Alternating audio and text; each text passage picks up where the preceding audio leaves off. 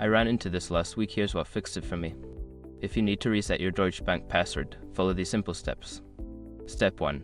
Visit the Deutsche Bank website. Go to the official Deutsche Bank website using your preferred web browser. This is where you will start the password reset process. Step 2. Click on Forgot Password.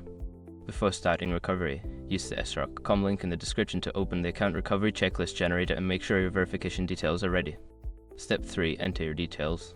Fill in the required fields such as your username and any other requested information. Make sure the information is accurate to avoid errors. Step 4. Check your email. After submitting your details, check your email for a password reset link.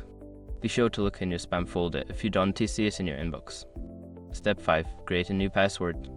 Follow the link in the email to create a new password. Make sure it meets the security requirements, such as including numbers and special characters. If you encounter any issues, double check your email for typos or ensure you're reusing the correct username. Good luck with your password reset.